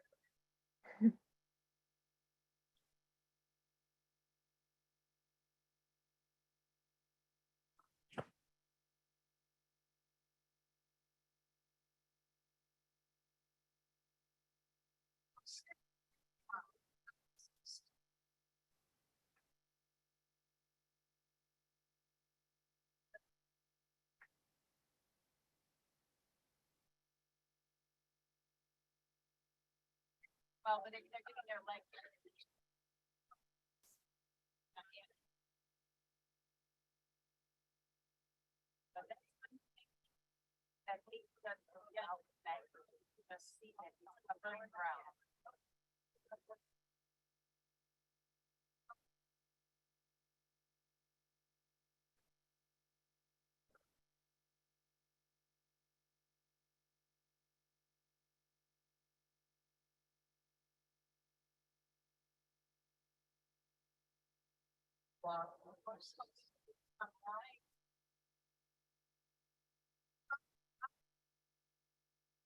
All right, and looks like they asked for a walk. And so again, super nice, easy transition. Horse should be really willing and responsive and able to quiet down very well.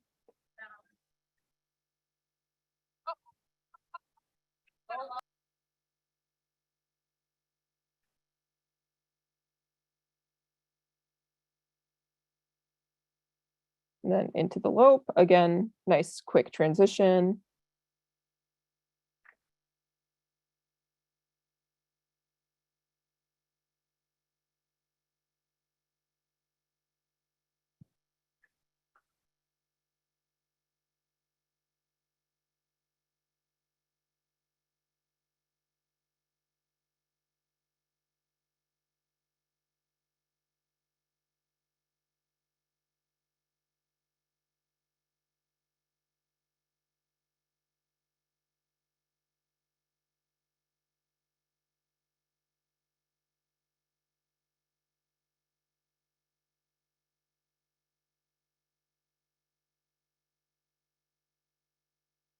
And then nice and easy into the stop. You will not be asked to stop from the extended lope, just as an FYI. But you can be asked to stop from the lope, trot, extended trot, or the walk. And so you do want them to be nice, quick, and responsive into that. And then an easy back, ground covering.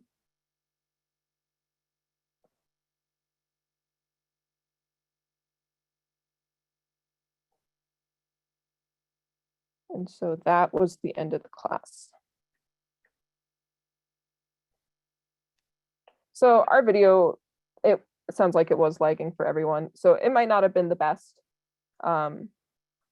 example, but I hope that some people were at least able to take away a little bit of this and kind of understand what the class entailed. And I will let you know, we will be creating this video into a YouTube piece with that. So you will hopefully have that done in the next couple weeks. And if Courtney could help us like talk through that and use it as a training piece, then you'll be able to rewatch it. And hopefully when it will work a little clearer, then we don't have 80 people viewing it with internet issues. So thanks for playing that, Renee. Is there anything else that anyone wanted to add on to this?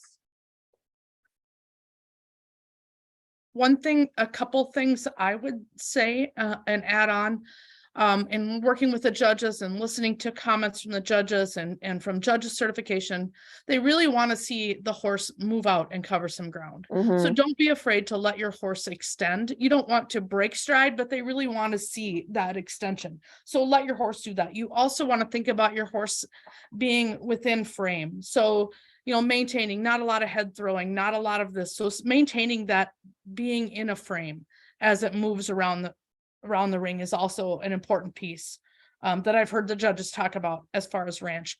But I will say, those of you, if any of you participated in Ranch Pleasure, we were all, from a PDC standpoint, from a judge's standpoint, from a show committee standpoint, we were extremely pleased with the horses that we had attending for Ranch Pleasure, knowing that it was kind of a late release last year, not exactly sure how that would happen, and kids not having probably a ton of educational opportunities around it. We were very pleased with the quality of animals that were in both the younger and the older class for state. And we only expect that quality and that educational opportunity and the kids' skills will increase as we move forward in this and have training opportunities and have people like Courtney who are willing to share their expertise and help us to learn more about Ranch Pleasure. Yeah, I agree. There were some really nice horses in my class last year that I was definitely scared of. So I really hope to see a lot more people participate, and I hope, you know, eventually we'll break out into different age groups. So everyone here, do Ranch Pleasure. It's so much fun. Yep. And I think a key to think about is really being able to identify your type of horse, your horse's movement. Is it a ranch type of horse or is it a Western Pleasure type of horse? Because a lot of kids think, well, I can just ride differently and fit in both classes. But really the movement of a horse will determine which class your horse is better in or more skilled to be in. So as you start to practice both types of riding, or thinking about that if you're new and aren't quite sure where you fit, really hone in on your horse's movements, your style of horse, the muscling of your horse, the build of your horse, and determine, does my horse fit better into Western Pleasure, or is my horse more of a ranch type horse? Because that's going to determine where you will be most successful as you pursue.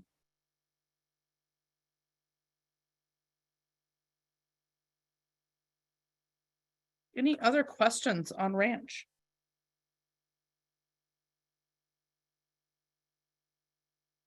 Hearing none, thank you very much, Courtney, for sharing your time and expertise and knowledge with us. And we're glad you stayed on in 4-H as a volunteer. Thanks for having me. All right, so I am going to go back to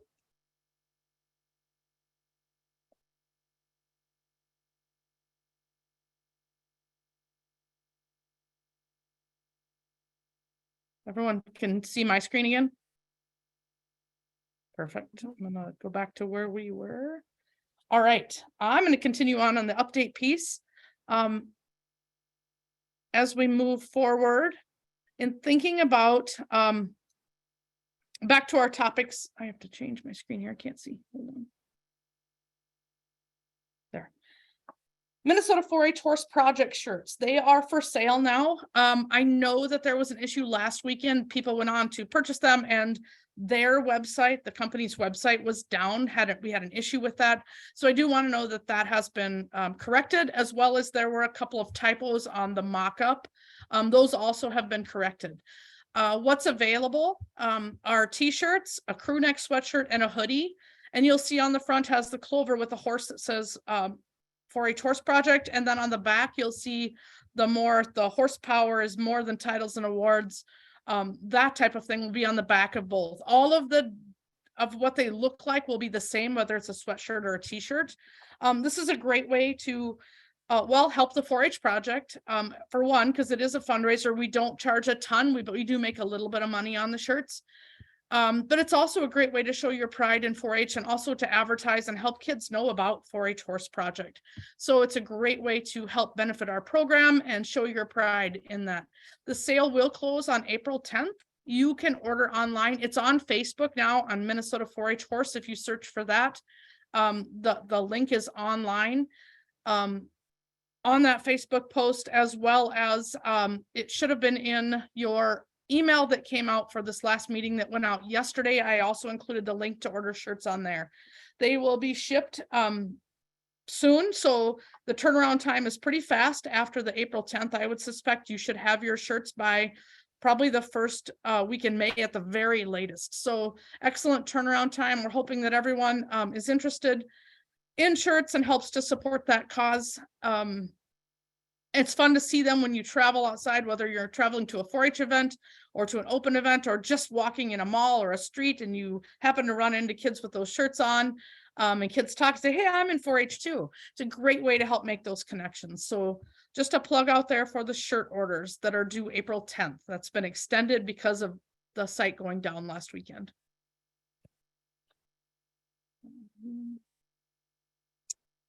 Now on to Horseless Horse. First, I just want to clarify, because this is something that people are not always familiar with, or if you're helping kids in your 4-H groups, there's a difference between horse-related and horseless horse. So horse-related projects are really geared for youth who have horses, even if they're not showing them. Horseless horse are for youth who don't have horses, don't show horses, but don't have horses. So that is the difference between those two classes. If you ever wonder why they seem similar, because you can take static projects in both. But really it's to help put a fair advantage to those kids who might have more experience and knowledge because they have a horse, right? If you have a horse, even if you don't show it, you might be helping feed it. You have a different knowledge level. So to keep everything on a fair playing game, those kids who don't have horses at all might not have the knowledge level of someone who does have horse. So when you're signing up for projects, that is the difference between horse related and horseless horse. Now on to the exciting part. Horseless Horse is having some new opportunities coming our way. So we are offering up horseless horse programs in counties. Some counties have a horseless horse program. Every county offers it as a project, which means any 4-H'er can take horseless horse and take a project to the fair, poster, an exhibit, those kind of things. Every county has that opportunity in their premium book. With that said, we think that there is an amazing opportunity to grow 4-H, but to grow horseless horse kids' knowledge. And we know we are currently offering what is called Discovery Horse, which is a virtual lesson. It's 5 weeks of lessons. We've been offering that. Next week is our last week of the 5-week series. We have on average 130 kids logging in to our virtual training opportunities each week. We know there is a gigantic interest in horses for kids who don't have the opportunity to have horses. So how can we extend that knowledge, give them a better opportunity, help them to learn and have fun? We are offering up, we have written some, I won't say curriculum, but opportunities or for counties to really look at how they can enhance or offer a horseless horse program. What we're offering to counties is kind of a script or how to develop your program. 3 ways that we are promoting is individual participation. So if a county wants to just offer like a 5-week virtual lesson, we have what we've offered. We have some additional ways that they can do that. So they can jump on board and offer it that way, and use some of those training resources that we've already developed to do that, or create their own. An enhanced participation is a different model, which is a hybrid of the virtual learning opportunities and some in-person learning. So you might have at the end of your hybrid or your end of your virtual, you might have a day where kids could come in and work with a horse or work with 2 horses or a few horses. So it's a combination of some hands-on work as well as the virtual opportunity. The third way that we're promoting is kind of a complete mentor program, which is virtual opportunities. So they might meet monthly through the winter virtually, and then have hands-on opportunities. So they might do a monthly hands-on opportunity where we could connect 4-Hers with horses to kids without horses. It doesn't have to be an ongoing yearly. It could be an opportunity where kids or counties provide a 2-day horseless horse hands-on horse camp, where kids who have horses bring in safe horses and really go through different learning opportunities. So it might be nutrition, it might be grooming, it might be safety, it might be how do you pick up a horse's hoof or a foot? How do you do any of those pieces and do it opportunity so kids actually have hands-on opportunities with kids? The last way is there are a couple different opportunities that we are going to be showcasing at the State Horse Show. One, of course, is the static exhibit. So anyone can submit or participate at your county fair with a static exhibit. So a poster, display, anything else that might come out with that. Now, the new opportunity that we're developing that will be launched shortly is a horseless horse skills class. So similar to the training program where there's a step 1, step 2, step 3, step 4, or there will be. Right now, we currently only have step 1. In the training program, if you're familiar, a 4-Her would go through a preparatory step where they would demonstrate certain things, knowledge or hands-on pieces that they learn with a horse that's already trained.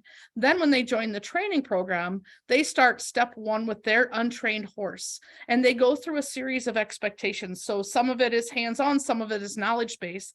They fill out a step 1 level guide where they have to demonstrate skills and demonstrate knowledge to either a volunteer leader or someone else who would sign off on each of those.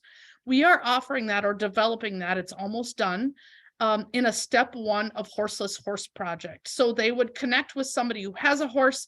They would work through the different steps and they would earn trips to State Horse Show in the Horseless Horse Project skills class. So that quota will be given. So not everybody would come, but the judge would then select which one is the best, or 1 or 2. And I don't know what that quota is going to be yet. And those kids would come down to the State Horse Show to demonstrate those skills, just like the training program would happen. So it's a way that we can encourage horseless horse kids to enhance their learning opportunities, give them some hands-on experience with horses. So this is all being launched out to counties. We hope that counties will jump on at some level. We know that not every county will right away, or at least start doing some planning on how they can begin to implement some of these, because we know so many kids out there have an interest in horses, a passion in horses. They have an appetite to learn about horses, but maybe don't have the opportunity to get that educational piece. So we're trying to find ways to get kids involved, ways to grow our program, but also ways to grow our horse program, because there are a few counties, Dakota is an example, who has a really active horseless horse program currently. So we have tailored pieces of their program into the development of our program. We have 2 youth from Dakota who are actively working to help us develop these pieces. What they have found is a lot of those kids, they've been doing it for a number of years. A lot of those really strong horseless horse kids have graduated into finding a horse to lease. Eventually, maybe some of them getting their own horses. So we have grown our horse project through their horseless horse project. So we think that that might benefit counties as well. And being able to do that. Plus, we think it's just a passion that we all share is horses. And a lot of those kids could participate in project bowls, knowledge bowls, if they have a way to enhance or start enhancing that learning, or find ways to actively engage them more into the horse project. So it's a win-win for all of us, including us that have horses, because it's a way that we can share our knowledge, our skills, develop leadership skills, and helping to mentor some of those kids in our counties. So those are being rolled out to counties now.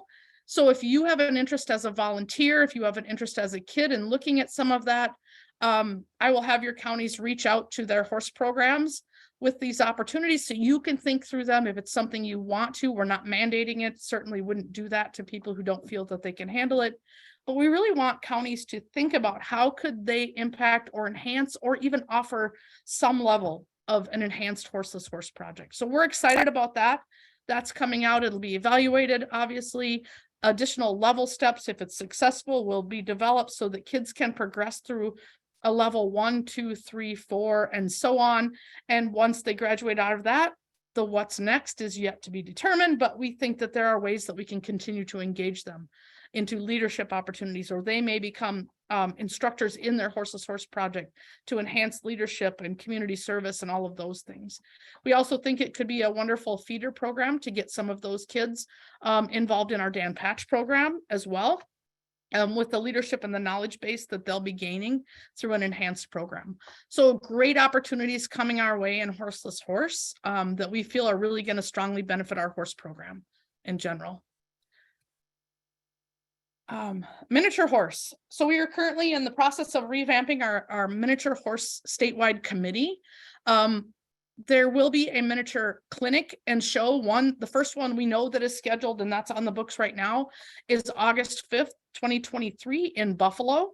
We're working currently on getting a clinic and or show or both set up towards the Alexandria area, and then an additional one towards the central or south Minnesota as well. So we're hoping to have 3 miniature horse opportunities, so clinics and shows, regional shows, qualifiers, or whatever, to get our kids opportunities so that they can get qualified to participate at the state level in miniature horse.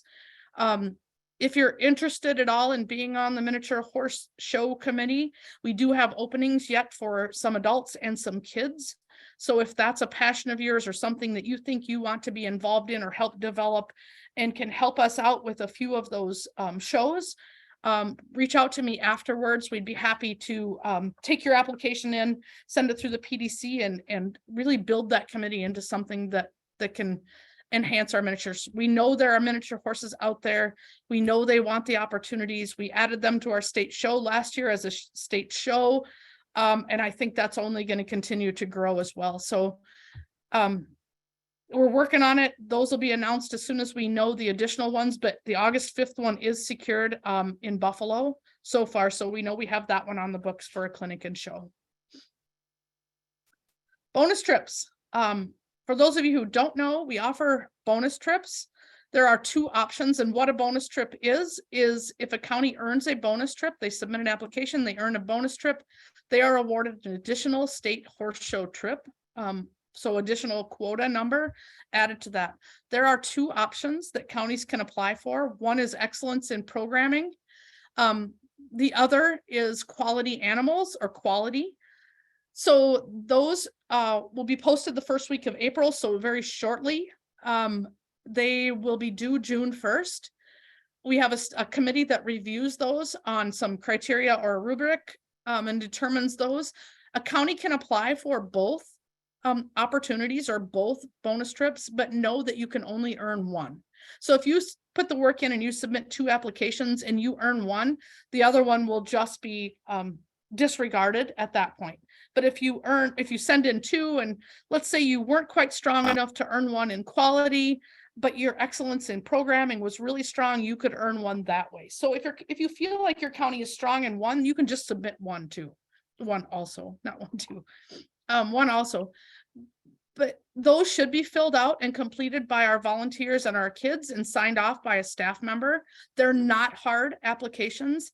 It's really to write a short essay about the work that you've done. You can include pictures, like a page or 2 of pictures, or newspaper clippings, or anything else that you want, but it's an essay to respond to what is that. So if you've done great programming in your county, or your program's really grown for certain reasons or leaps and bounds because of this, talk about those things. That's excellence in programming.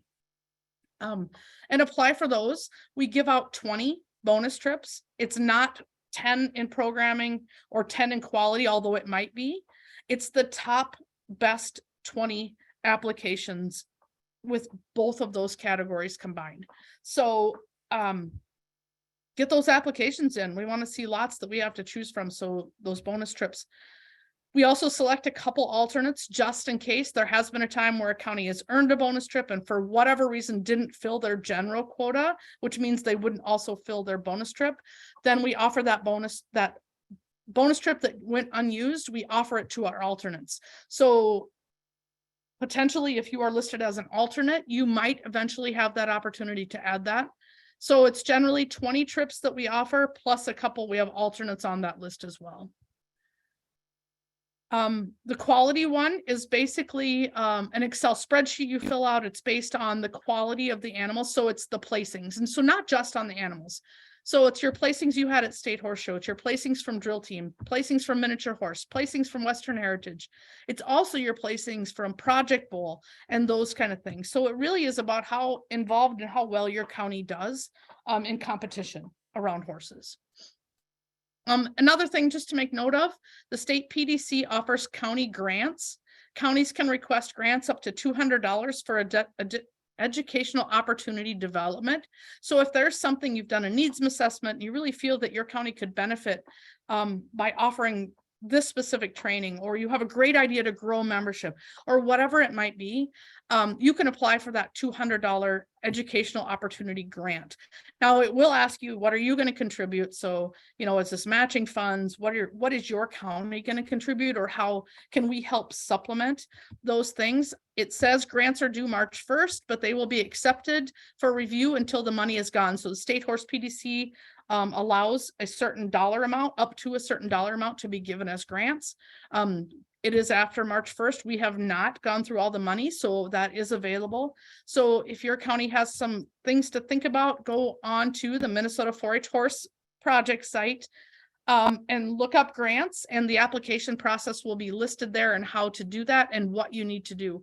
So think about that. If you have something in your county that you want to do, if you have something already planned that we could help to support, submit that. It will be reviewed. You will be notified if it's been accepted or if not.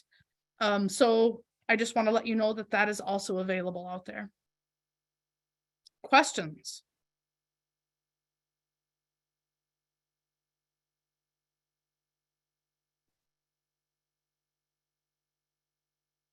Somebody asked, Go ahead. Yep. somebody asked in the chat, what qualifies quality? I think they were referring to the bonus trips, maybe the difference between the two. So quality, it's listed as quality, but it's really how you place. So it's all your state. If you had kids go down for your county for State Horse Show, how did they place? So it's a spreadsheet. So it'll say, how many placings did you have at State Horse Show? How many placings did you have, or what ribbons were earned at this and this? So it's a spreadsheet you fill out, and it'll ask for the last 2 years of data. And on the Minnesota 4-H Horse website, and if you're looking for it, you can find it. We have posted under the State Horse Show, the last 2 years of awards are listed there. So if you're having trouble remembering what people placed, that is a link on the State Horse Show website. But it's really about how well your county has done in competition. So what placings have you received? All of those type of things, and the amount of participation that you've had. Hope that answers that question. Hearing no other questions, I've got some plugs out there. Horse Expo coming up April 28th through the 30th. We are looking for volunteers before, during, and after Horse Expo for the Minnesota 4-H Horse Tax Swap. That is the largest fundraiser for the Minnesota 4-H Horse Project, and it probably is a typo here, not the expo itself, but the 4-H Tax Swap is the largest fundraiser for the Minnesota 4-H Horse Project.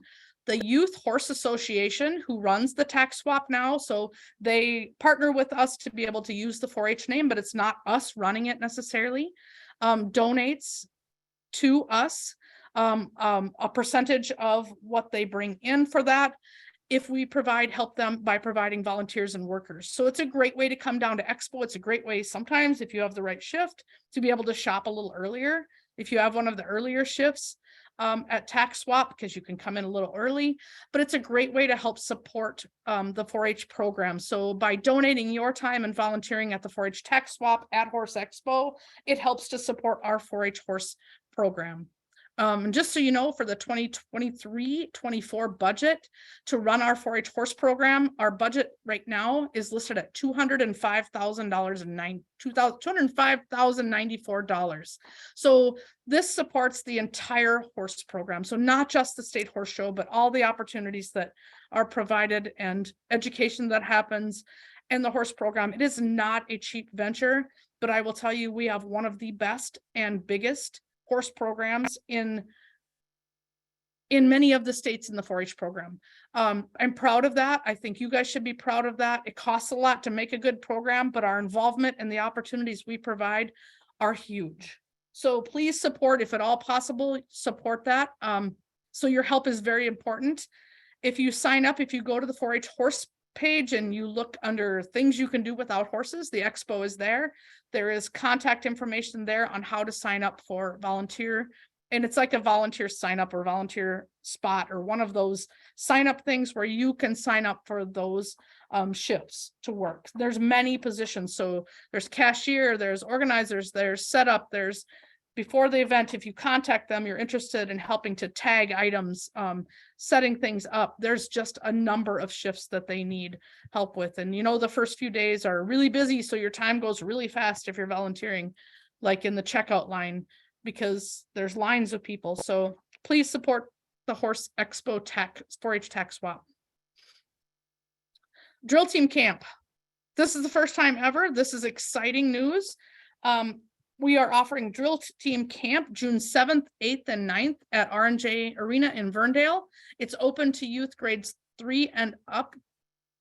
It's $100 per horse and rider combination. That includes 1 stall, 2 bags of shavings.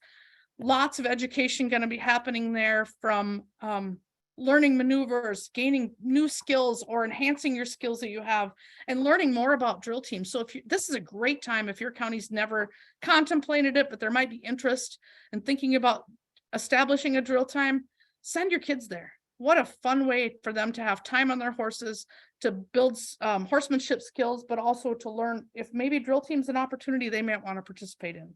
You can register online. So in your 4-H online, how you re-enroll in 4-H, if you scroll to the bottom, that opportunity will be listed if you're eligible. It's going to open on April 17th and it will close on May 16th for registration. So you'll see more notices coming out about that, but I wanted to give you a heads up on the dates and times for that. Renee, this is Lorraine. Can I just real quick mention that you do not have to be a part of a team in order to come to this camp either. If you have 1 or 2 kids or anyone in a county who just wants to come try it out, they can come, not even being on a team. And Correct. you can also come the Tuesday night, the night before, starting at 4 o'clock. If you're traveling and want to come in, get your horses settled, you're more than welcome to do that too. So watch for Yep. info. Perfect. Thank you very much. Regional drill team competition dates: the Southern Regional, August 6th at Kuka's.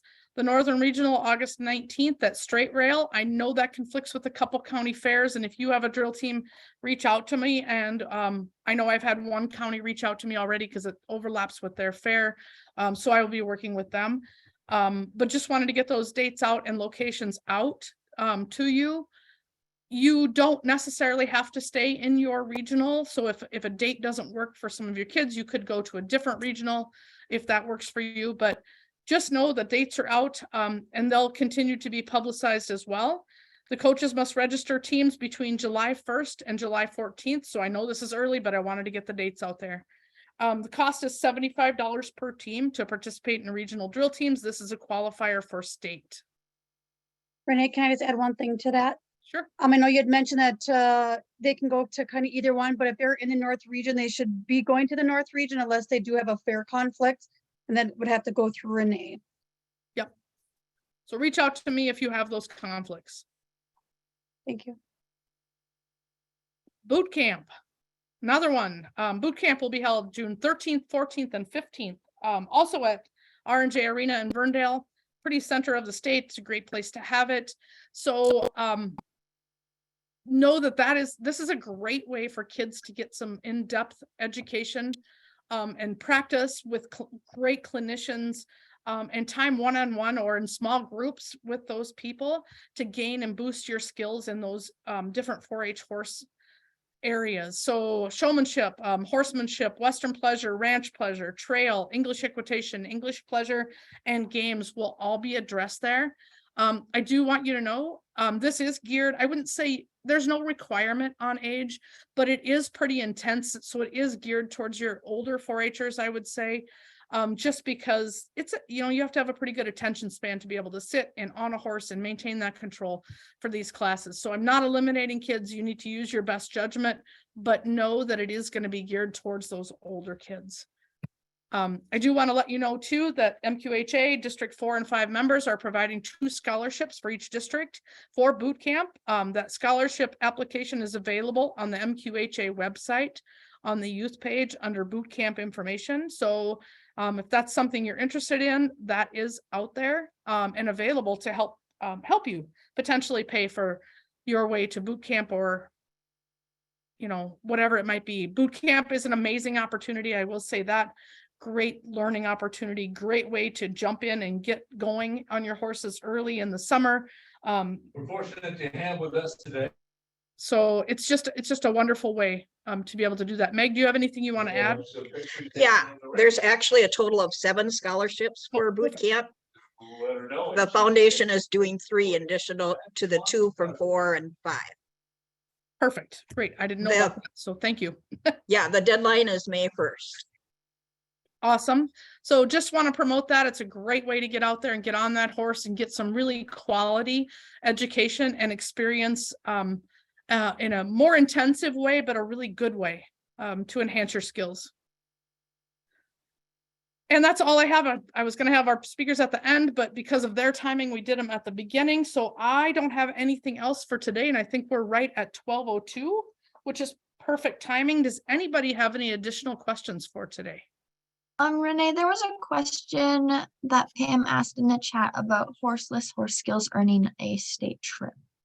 Yep. So that will be an opportunity for them to be able to do that. It will be close to similar to the way the training program will operate. So kids who participate in that will come to their county fair and demonstrate those skills to a judge who will determine blue, reds, and whites placings. And then if they feel someone is eligible to send to state, counties will have a horseless horse skills opportunity quota for their county. And we have not established what that quota is going to be. And it's going to probably determine this year on what we can handle at the state level for our first year. So whether it's one horse, whether it's, I don't know what it's going to be exactly yet for counties, but they will have a quota system that will be handled just like training to be able to send a 4-H'er or whatever that might be to the state level to compete at the state horse show. And details about how the state piece of that will be managed. We're still determining whether they will bring a horse, we will provide a horse. So it might be a draw on which horse they get to demonstrate those skills. So they should really be knowledgeable, kind of like the horse challenge piece. We aren't sure yet on that. So we are still hammering out details too. So watch for how that might play out as summer gets closer. Any other questions?